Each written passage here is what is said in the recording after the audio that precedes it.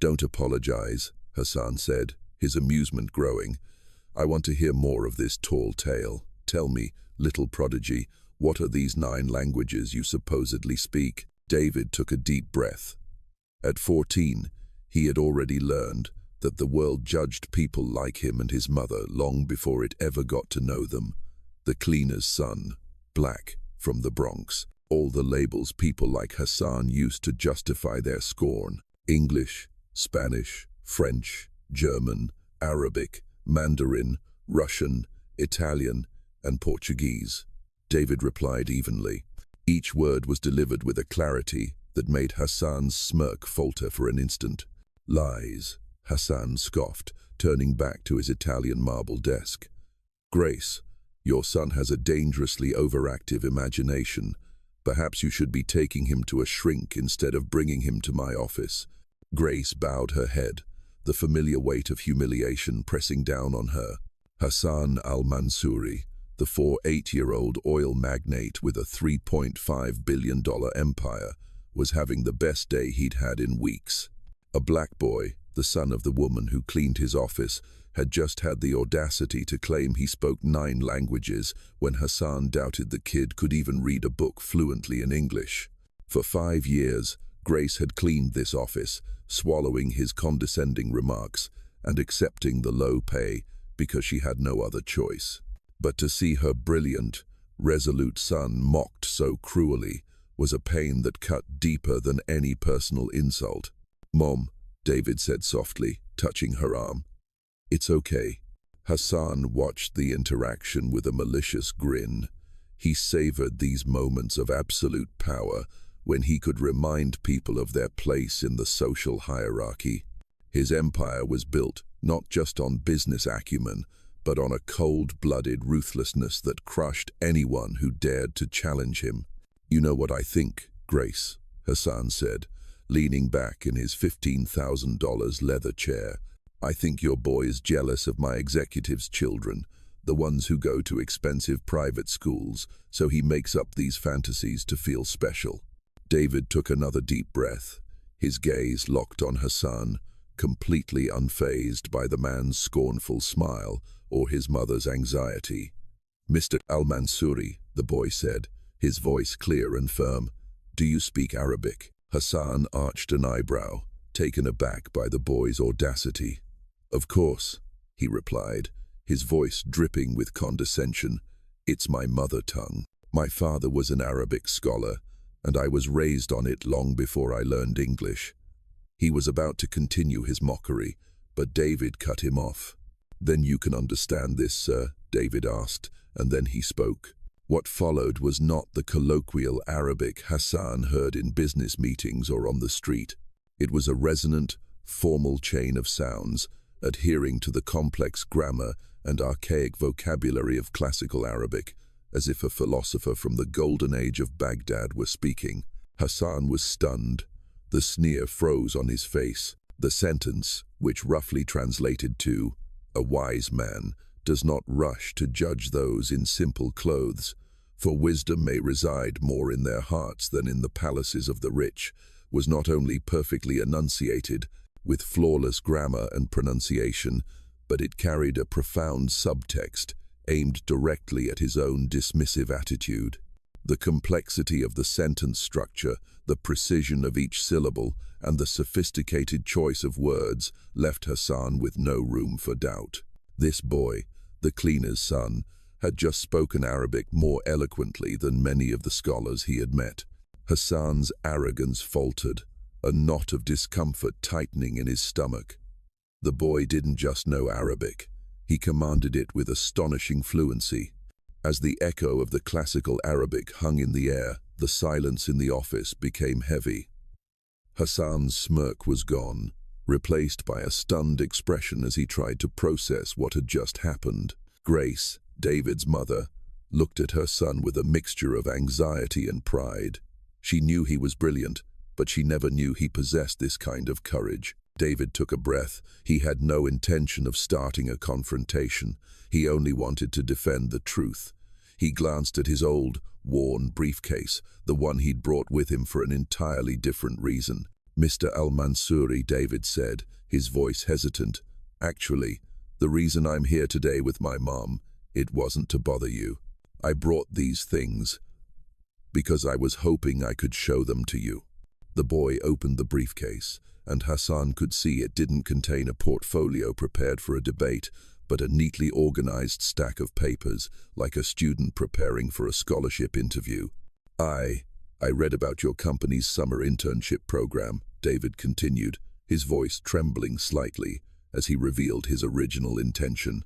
I know it's for college students, but I thought, if I could show you what I can do, maybe you would give me a chance. With that, he slowly took out a folder.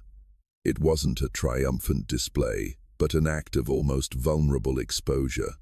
He placed a certificate on the desk from the public library's advanced language program, then another from an online translation course. Finally, he produced an official letter from Columbia University, on proper letterhead with a clear seal, confirming his enrollment and completion of language courses as a specially admitted gifted student. Hassan picked up the letter. With a businessman's practiced eye, he could instantly tell it was authentic. His confusion was now mixed with an indescribable feeling, something akin to shame. This boy hadn't come here to challenge him. He had come here with a dream, a hope, and Hassan had tried to crush it with ridicule. I know these papers might not be enough, David said, noting Hassan's silence. He took out his phone and pulled up a saved video. This is Professor Chin's video feedback from my final oral exam in Mandarin. She sent it to me last week. David placed the phone on the desk. On the screen, Professor Chin looked directly into the camera, as if speaking to David himself. Her voice was full of passion and sincerity. David, your performance today was phenomenal. I have taught Mandarin for 15 years, and I have never encountered a non-native speaker who can grasp the subtle nuances of a native Beijing accent and its idioms the way you can. You're not just speaking it, The video ended. David said nothing more. He had laid all his cards on the table. A heavy silence, thick with the weight of the truth, settled over the office. Hassan looked from the phone to the certificates, then to the clear, unwavering eyes of the 4-year-old boy. For the first time in years, the powerful billionaire felt small. Hassan leaned back in his chair, lacing his fingers over his stomach. The silence in the office was no longer that of a ruler awaiting an apology, but of a man confronting an unimaginable reality. He looked at David not as the cleaner's son, but as a complex enigma. Why? Hassan finally asked, his voice low and stripped of its earlier mockery. Why languages? With a mind like yours, you could have learned to code, studied the stock market, something actually useful. David glanced at his mother, a fleeting look filled with love and understanding. Grace gave a slight nod, as if giving him permission to speak their truth. It started when I had to switch schools, sir. David explained calmly. I used to go to a private school, where the days were long with a lot of extracurriculars, but our family's situation changed, and I moved to the public school near my home. The new school was still good, but I had a lot more free time in the afternoons. He paused, his voice growing deeper. I saw how hard my mother worked every day. I didn't want to waste a single moment she had sacrificed for. I didn't want my free time to go to waste. Hassan listened without interrupting. There wasn't a hint of resentment in David's explanation, only a startling maturity. At first, I just thought of it as a way to stay busy, David admitted. I started with Spanish at the library because I heard the other janitors speaking it with my mom. But then I discovered something incredible. Every time I learn a new language, I'm not just learning vocabulary and grammar. I'm learning a new way to think, a new perspective on the world. David's eyes lit up with passion as he spoke. Each language is like a doorway into a culture, a history, the very soul of a people.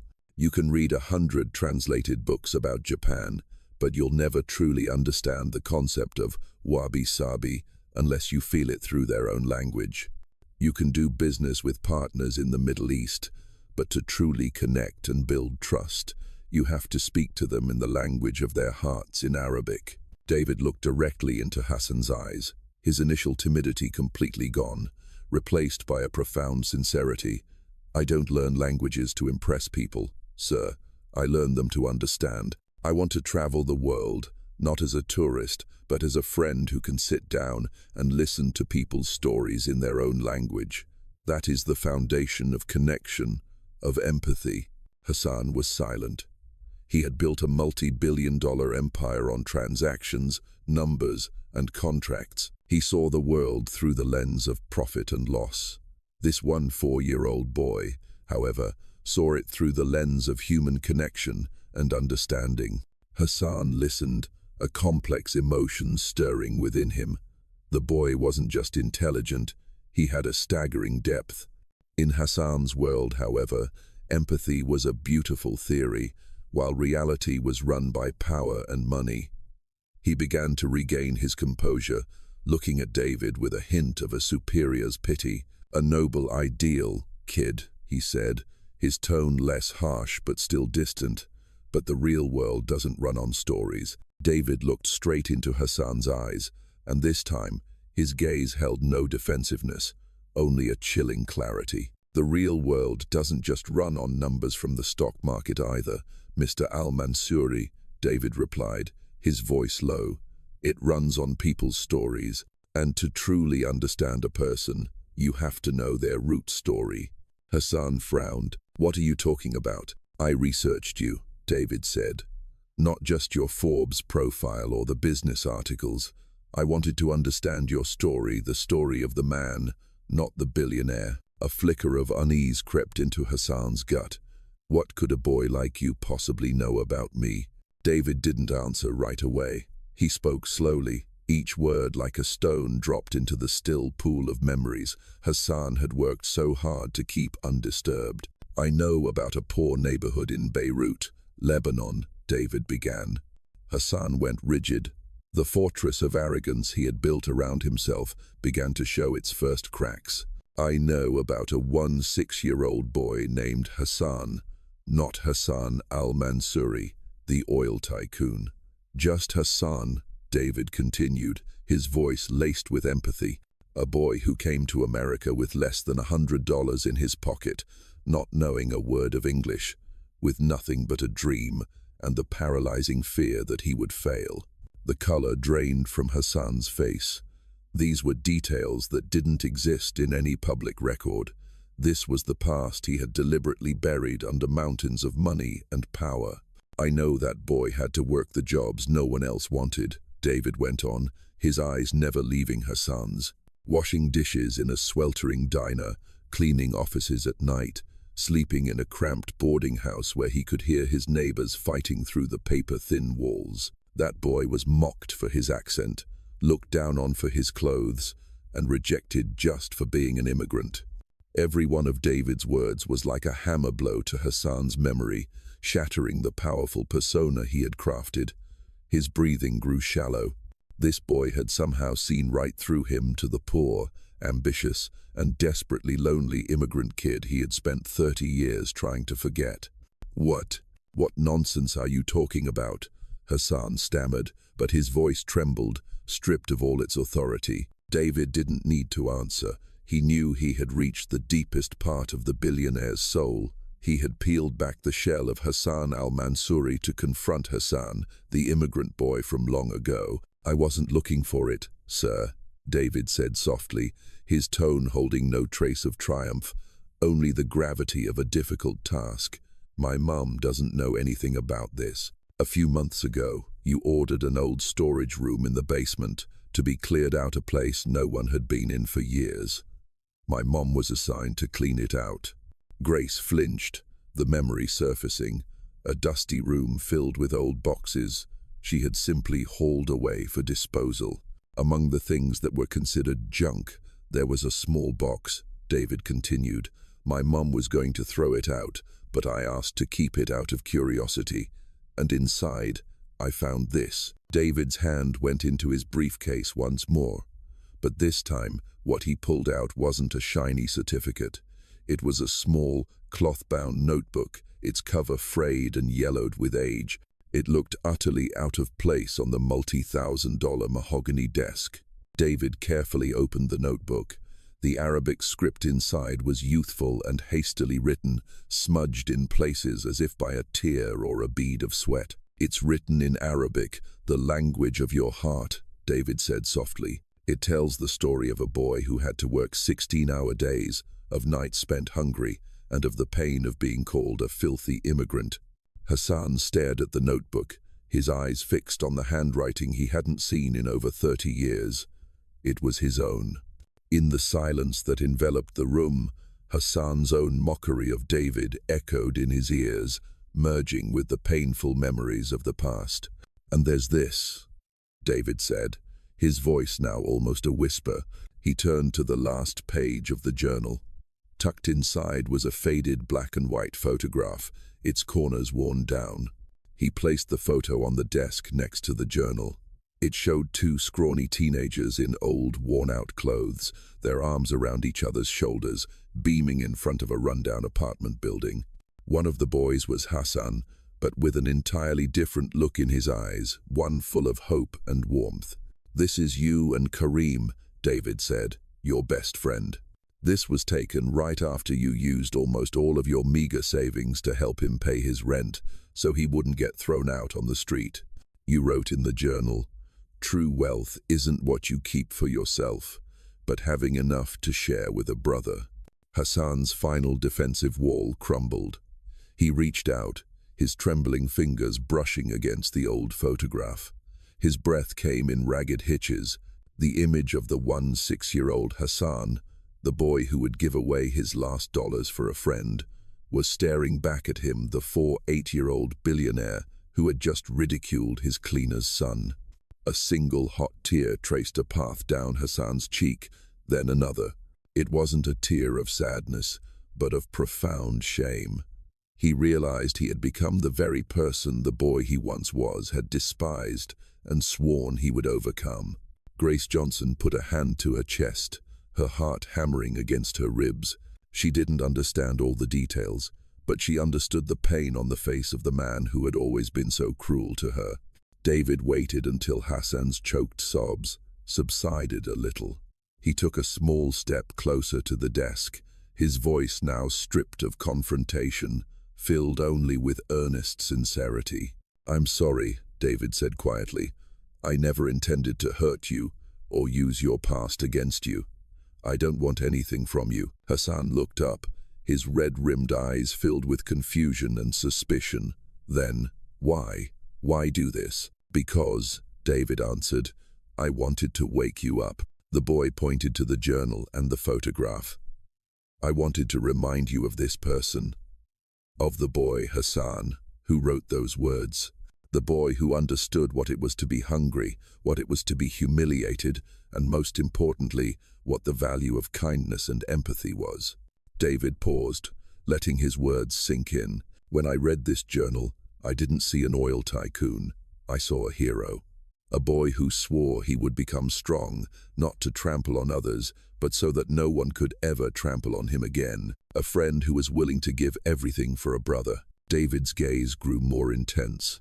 "But the man you've become today, he's the same diner owner who laughed at you all those years ago. You've become the very people who caused you so much pain. You've forgotten what it feels like to be on the other side of the mockery." Hassan bowed his head, unable to face the truth in David's words. "I'm doing this," David continued, his voice growing stronger, "because that boy, Hassan, he is still out there, sir. He's not just one person. He is thousands, millions. They are the brilliant kids trapped in poor neighborhoods. They are the young talents forced to give up on their dreams because they can't afford an education. They are the immigrants working tirelessly every day, carrying extraordinary ideas inside them, but with no chance to have their voices heard." David looked directly into Hassan's eyes, and this time, it was a plea. "I want you to see them. I want you to see me, not as your cleaner's son, but as an example of all the talent that's being missed out there. Just like you back then, all they need is a chance. Just like you back then, All they need is someone to believe in them instead of laughing at them. Hassan sat motionless for what felt like an eternity. The Patek Philippe on his wrist ticked silently, each second landing like a hammer blow on the heavy silence. He wasn't looking at David. He was looking at the photo, at the journal, but really, he was looking deep into the 30 years of his life. He had faced the most ruthless opponents in business, the most cunning journalists, the sharpest lawyers. They had tried to analyze his books, find loopholes in his contracts, and dig up his financial secrets, but not one of them had ever done what this boy just did. David hadn't analyzed his company, he had excavated his soul. The initial humiliation of being outsmarted by a child now seemed trivial. It had dissolved, replaced by a deep, searing shame. He was ashamed, not because he'd been caught, but because of the man he had become. The Hassan of today, the man who sat in a $15,000 leather chair and mocked a child for his background, was the same as the diner owner from his past. He had become the enemy his 6-year-old self had vowed never to bow to. That shame slowly morphed into something else entirely: respect. A profound and absolute respect for the boy who had the courage, the intellect, and the empathy to show him the monster he had become. Finally, Hassan took a deep, shuddering breath, the breath of a man who had just been pulled from drowning. He carefully set the photo and the journal aside, then looked up. For the first time, he saw David not through the eyes of a billionaire looking at a cleaner's son, but as one human being looking at another. "I was wrong," Hassan said, his voice hoarse with emotion. He turned to Grace, who was still standing silently in the corner, and said with genuine sincerity, "I am so sorry, Mrs. Johnson, for everything." Then he turned back to David. A new energy, a new resolve, ignited in his eyes. "You're right," Hassan said. "My legacy can't just be numbers. It has to be a story with meaning." He stood up, walked around his desk, and stood before David.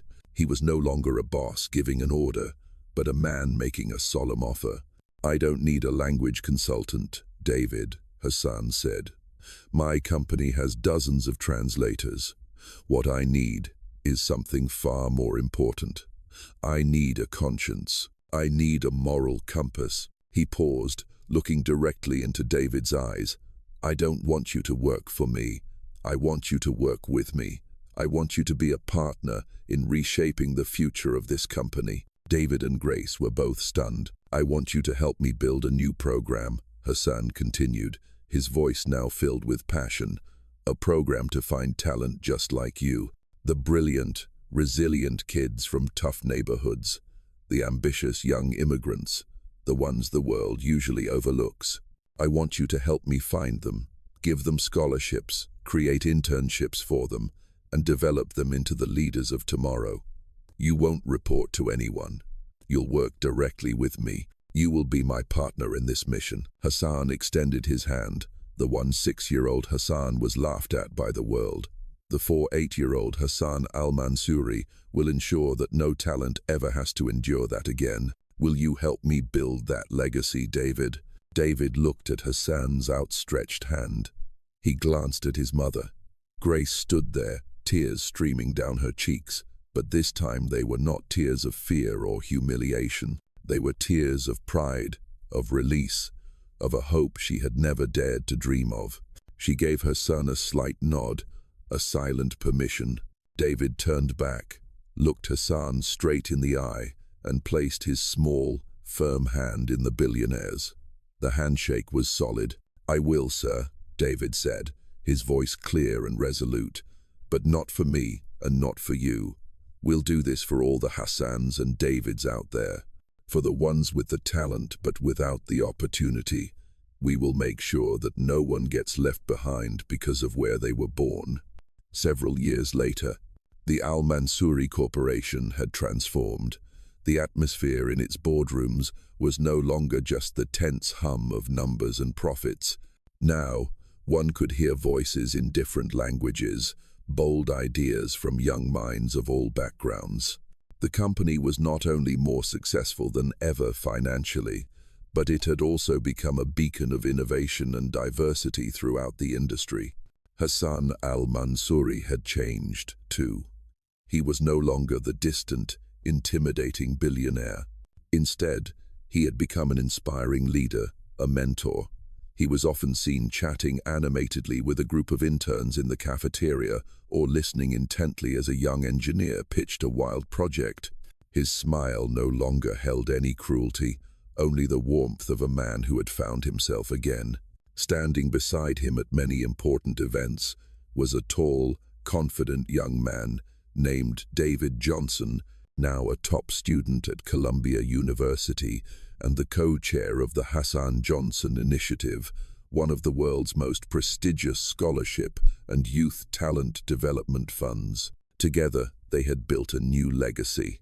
On the main wall in the corporation's lobby, instead of financial charts, a simple quote was elegantly engraved: "True wealth is not what you accumulate, but what you build." The story of their fateful meeting in the office that day became a legend. It was more than just a tale of a brilliant boy and a billionaire.